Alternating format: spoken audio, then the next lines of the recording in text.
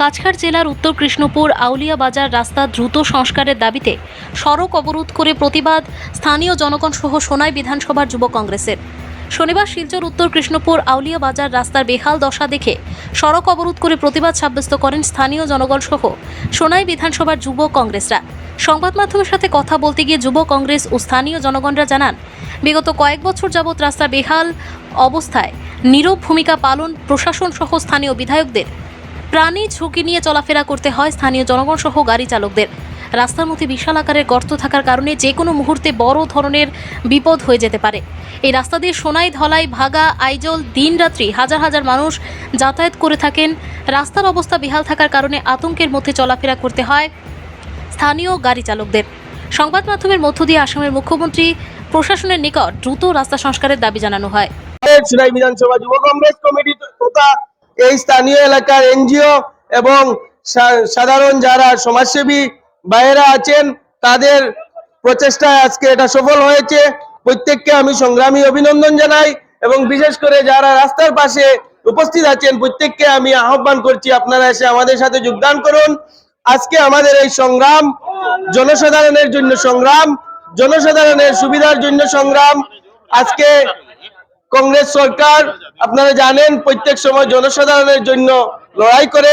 আমাদের নেতা রাহুল গান্ধী জাতীয় স্তরে ভারতের মানুষের জন্য, ভারতের পিছপড়া মানুষের জন্য লড়াই করে যাচ্ছেন এবং উনার লড়াইয়ে আমরা আজকের এই যে লড়াই উনার শক্তি যোগাবে।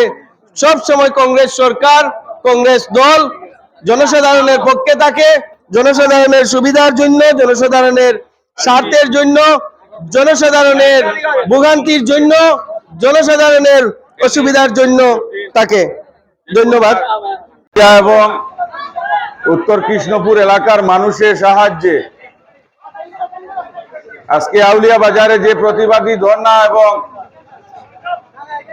রাস্তা অবরোধ কর্মসূচি হাতে নেওয়া হয়েছে সেটা এই এলাকার মানুষের স্বার্থে, সোনাই সমষ্টির মানুষের স্বার্থে, ধলাই এলাকার মানুষের স্বার্থে, লক্ষ্মীপুরের মানুষের স্বার্থে।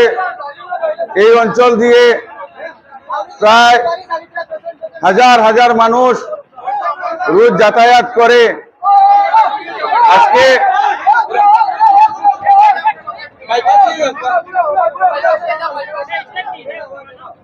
আজকে আজ দীর্ঘ কয়েক মাস হলো আমরা দেখতে পেরেছি এই রাস্তায় জল যখন জমা হয় তখন হাঁটু থেকে বেশি জল হয়ে পড়ে।